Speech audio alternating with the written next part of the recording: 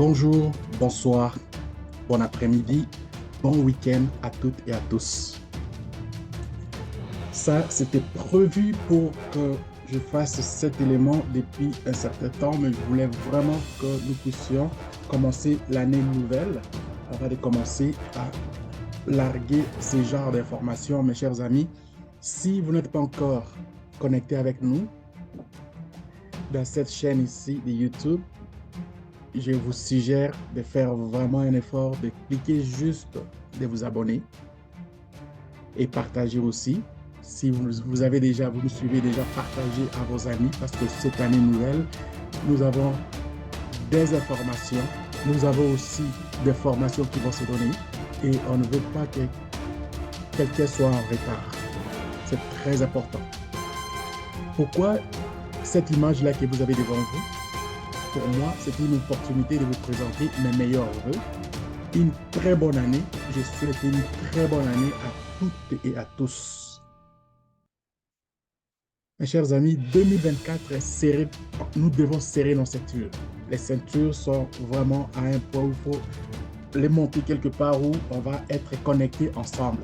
Le décollage va être très, très brusque. C'est pourquoi je n'ai pas pris le temps de voir du 1er au 5. J'ai pris un temps relax, puisque avant ça, il y avait beaucoup d'informations que nous avons compilées. Et là, nous allons décoller maintenant. Nous allons commencer. Nous sommes en train de chauffer maintenant le moteur. OK. Nous allons parler aujourd'hui de le minage qui a fait depuis 2009 avec le Bitcoin et de nos jours tels que nous avons aujourd'hui avec nos téléphones portables. Regardez bien les images que vous avez devant vous. Ici, nous avons par exemple ici ça, Iceland Bitcoin Supermine. Ça, c'est ça, c'est qu'on parle, le minage qui a commencé, c'était ce genre de machine ici. Vous voyez, c'était des plantes qui faisaient, c'est-à-dire si vous n'avez jamais été à un endroit comme celui-ci, c'est infernal comme type de bruit que ça fait. C'est incroyable. Pour ceux qui ont déjà travaillé, par exemple, qui n'ont jamais vu les plantes pour ceux qui n'ont jamais vu les plantes des minages de la crypto, allez-y. C'est comparable aux gens qui ont déjà travaillé dans les sites de pétrole. Dans les sites de pétrole, il y a certains endroits, quand vous rentrez, vous devez mettre vos écouteurs pour fermer vos oreilles. Sinon, quand vous allez sortir de là, ça va vous prendre du temps avant de s'activer, de que votre sourdité s'élimine. C'est infernal comme bruit et c'est contre l'environnement. Et vous allez voir que tous ces minages-là se faisaient, se font. Jusque-là, il y en a encore d'autres. Je n'ai pas dit que c'est pas tout est fini, mais ils sont maintenant en train de démanteler tout, que ça va être fini parce que les gens, les environnementaux, les gens qui travaillent dans les organismes environnementaux ont fait pression et petit à petit, ils sont en train de diminuer pour partir que possiblement, il n'y aura plus rien de ces genres d'équipements lourds à travers le monde, comme vous voyez ici. C'était partout, c'est-à-dire qu'Iceland. Aux États-Unis aussi, on avait, mais dernièrement, ils ont fermé celui aux États-Unis, je pense, Aurora, qui a fermé. Et nous avons, en fermant ce genre d'équipement ici, ça nous a ouvert la voie à une autre opportunité telle que nous sommes en train de faire avec les cloud mining. Le cloud mining de la 3e génération de l'Internet que nous avons aujourd'hui. Nous sommes en train de vivre. La réalité est que le social va reprendre sa place qui a été à un moment donné bafouée. Le social était hors du commun, c'est-à-dire les gens riches avaient pris le monopole, les banques, tout ce monde-là, c'est-à-dire ils avaient regroupé comme les revenus dans les mains de quelques individus. Ceux qui ont fait du trading, je pense qu'il y a quelques vidéos, il y a quelques cours que j'ai fait, j'ai expliqué un peu comment le Forex Exchange il fonctionne. le Forex Exchange, l'argent à travers le monde, il circule entre les mains à peu près de 5% de la population du monde. Nous sommes à peu près 7 milliards ou 8 milliards, si je ne me trompe pas jusque-là.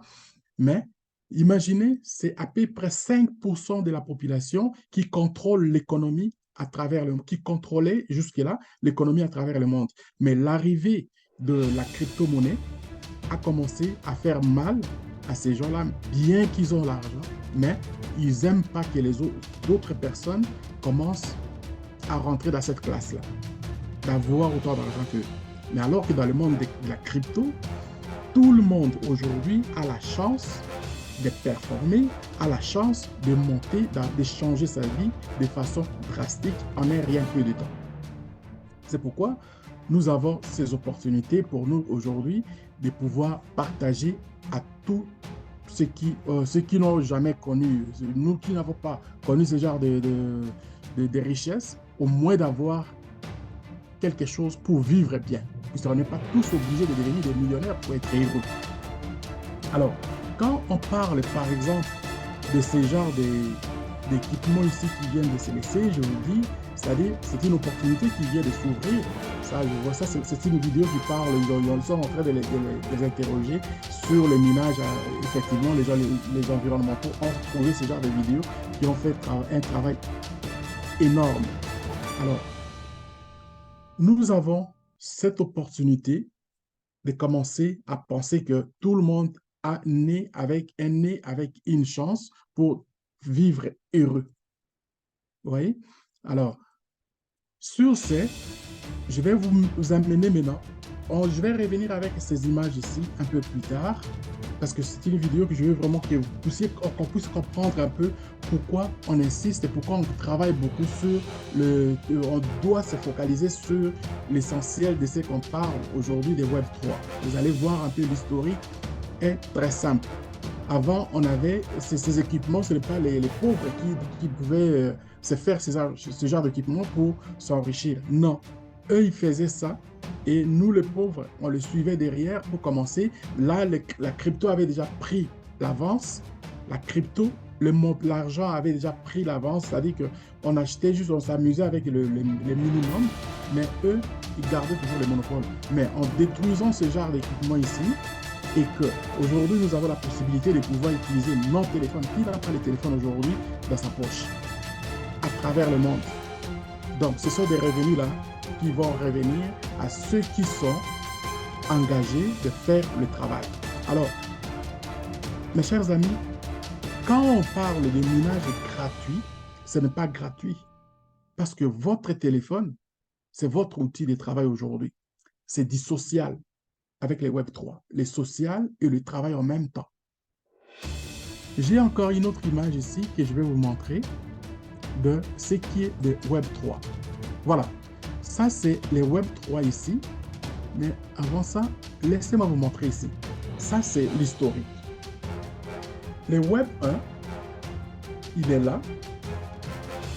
On analyse les Web 1, on dit les Web 1, mais finalement, c'est l'Internet public de la première génération.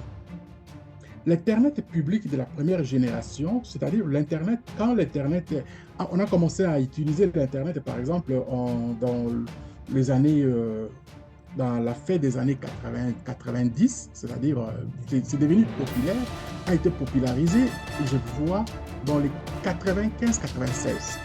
C'est là qu'on a commencé à voir l'Internet commencer à devenir pour tout le monde. Et moi, je sais que je l'ai vécu, donc j'étais encore un petit jeune étudiant dans ce moment-là.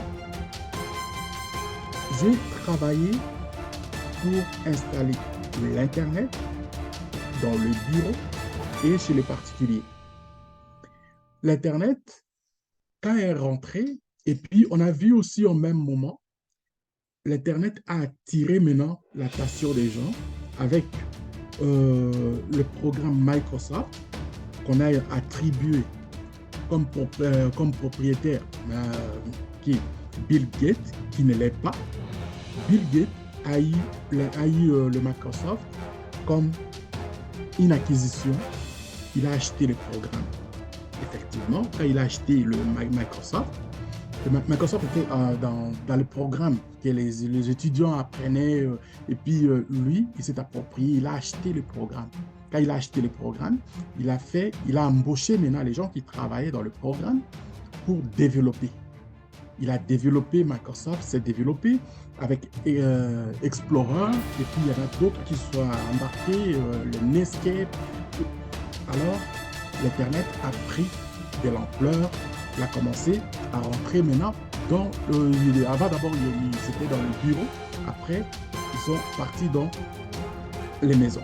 Et aussi, ça fait que d'autres, les compagnies qui étaient déjà comme des fabricants de serveurs, de gros serveurs pour les entreprises, et comme les IBM par exemple, HP, Compaq, avant c'était Compaq, Compaq était comme une petite compagnie qui commençait à monter, et après HP, Hewlett Packard est venu, il a acheté les Compaq. Il a acheté Compaq, et puis Dell aussi a pris le momentum. Après Dell, il y en a eu d'autres compagnies, Acer, et voilà, ainsi de suite. Ça a commencé à devenir tel que nous voyons aujourd'hui. Les ordinateurs qui étaient juste pour le bureau sont commencés à rentrer maintenant dans les maisons. Et dans les maisons, il y a eu dans d'autres pays, par exemple, comme le Canada, on a eu beaucoup de programmes que le gouvernement a supportés. Les familles, par exemple, au Québec, là où j'étais comme étudiant, le gouvernement a créé un programme dans lequel les familles, c'est-à-dire les jeunes familles, les couples, avaient un crédit. Vous choisissez un ordinateur, le gouvernement vous envoie un certificat cadeau, par exemple, vous donnez le certificat cadeau de $500 et vous ajoutez, en ce moment, les ordinateurs coûtaient un peu cher. Les ordinateurs de table, ça coûtait 1500, 2000, 3000 $. Et aujourd'hui, c'est dérisoire, moins de 1000 $, vous pouvez avoir un très bon ordinateur. Et alors, ça fait un engouement important qu'aujourd'hui, partout, par exemple au Canada, je ne sais même pas quelle famille qui n'a pas l'ordinateur à la maison. Et après, on a vu, à part les ordinateurs de table, on a vu après le laptop, les portables, les ordinateurs portables ont commencé aussi à rentrer, à prendre l'ampleur. De plus en plus, on voit plus les ordinateurs portables que les ordinateurs de table, les grosses machines là. Alors, là, quand je vous parle ici, je parle plus de la première génération ici. La première génération, ici, vous voyez que tout était centralisé. Centralisé, ici, c'était... Et qui avait le monopole, qui avait bénéficié plus dans ça? La domination des grandes entreprises technologiques sur l'utilisation de l'Internet et leur contrôle des données personnelles ont conduit à des appels à la décentralisation du réseau. Donc, c'est ça ce qui a fait encore un engouement important. Et après, directement, au début des années, j'ai encore d'autres images que je vais vous montrer. Je vais faire une autre vidéo aussi.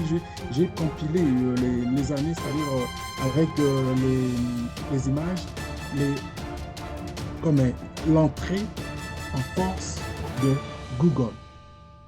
Je n'ai pas les dates exactes là, mais sur la préparation que j'ai faite, il y a des dates que je vais vous montrer. Google est rentré, Facebook est rentré et d'autres qui ont suivi ont fait que nous puissions arriver à cette période ici de Web 2.0.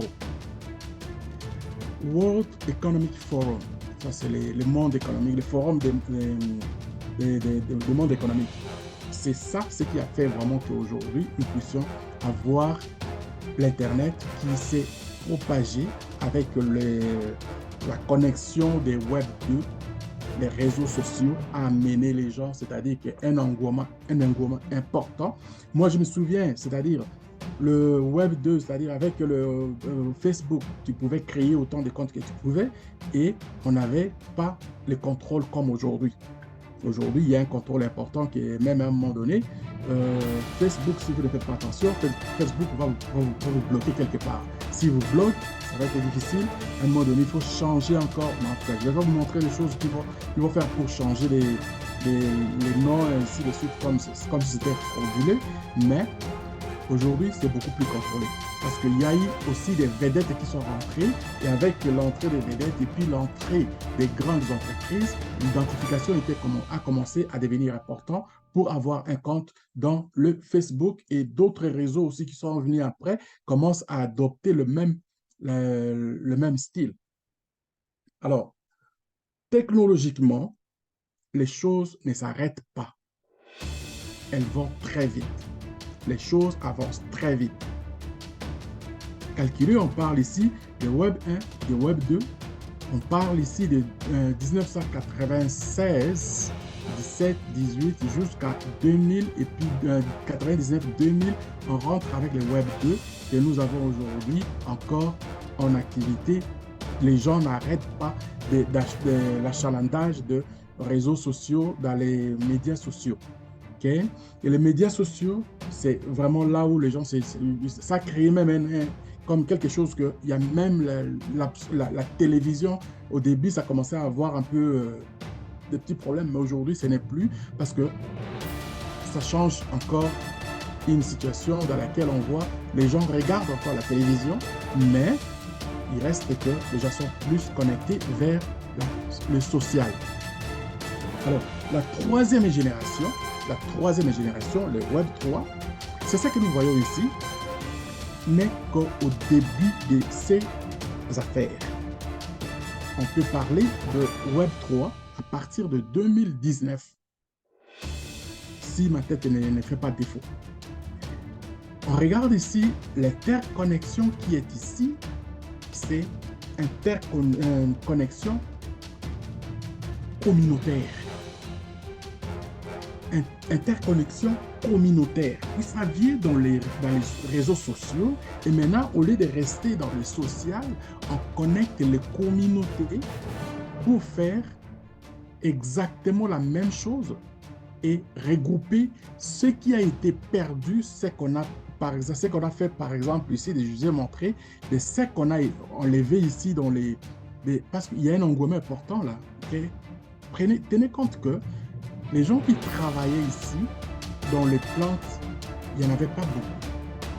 Mais ça créait beaucoup de revenus. Mais ces revenus-là allaient où? Ça allait entre les mains de ceux qui sont déjà riches et se sont créés encore de la richesse, même dans la crypto-monnaie. Comprenez ça bien. Alors, aujourd'hui, on parle de l'Internet de troisième génération, c'est-à-dire le Web 3, on veut prendre les acquis des Web 1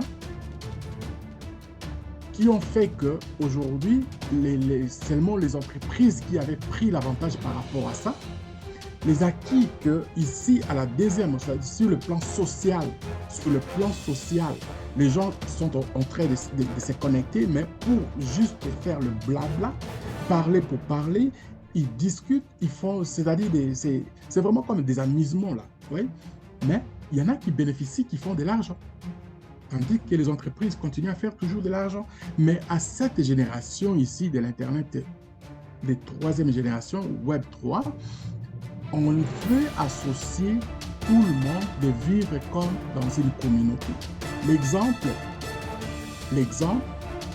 qui est vraiment frappant, c'est ce que nous avons ici. C'est ce que nous avons ici. Le PI est la première entreprise, si je peux dire, la première compagnie qui fait ce genre de regroupement communautaire, planétaire. C'est un regroupement des communautés, mais à travers le monde. Mes chers amis, ça c'est du lourd. C'est très important. J'insiste là-dessus. Et j'aimerais pas que nous puissions, par exemple, nous qui avons la communauté, dans la communauté que moi j'adresse là, j'adresse ces genres d'informations, mon grand souci serait de voir que nous puissions nous engager dès le début comme nous sommes là. Combien d'applications qui sont venues avec cette idée de faire ce que le PI est en train de faire. Les autres les copient. il y a beaucoup qui viennent après. Il essaye de copier ce que tu as commencé. Et ça va faire le boom à partir de... Possiblement cette année ici, dans le 2024, ça pourrait commencer à tirer l'attention de beaucoup de gens qui ne pensaient pas à ça. Et aujourd'hui, ils vont voir que les gens vont commencer à comprendre quand ceux qui sont déjà engagés, par exemple, qui vont commencer à tirer profit, et il y en a qui vont venir après. Mais qu'est-ce qu'ils vont faire? Ils vont trouver déjà, vous qui êtes déjà en ligne comme des pionniers, vous avez déjà l'avantage. On a déjà l'avantage par rapport à ça.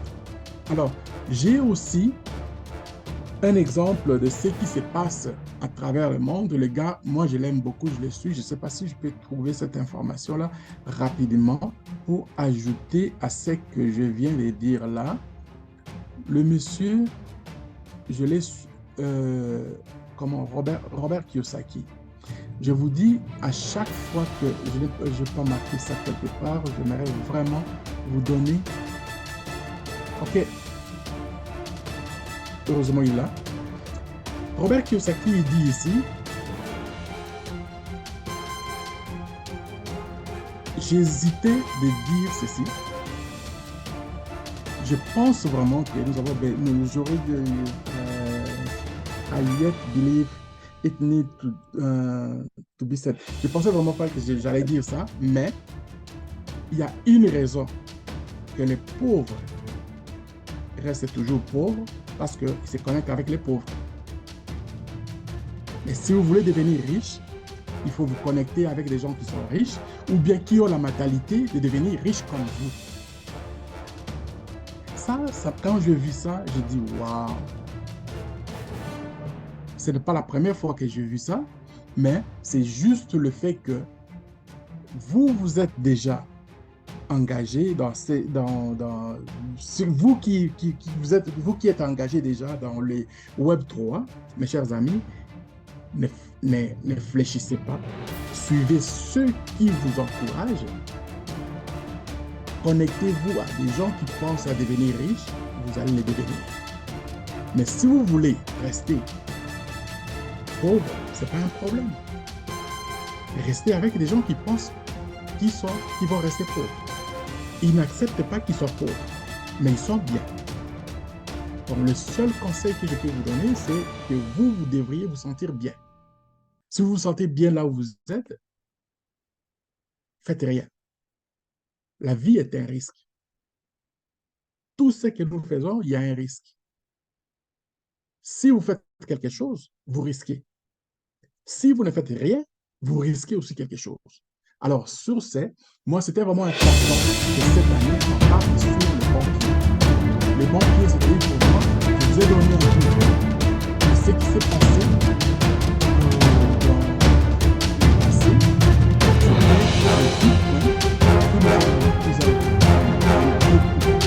Nous avons marqué l'unité. Je vous ai montré aussi l'Internet s'est développé. Le Web 2, Web 3. Et voilà, pour moi, c'était un bon moment pour souhaiter à toutes et à tous une bonne et heureuse année. Et cette année, nous puissions bénéficier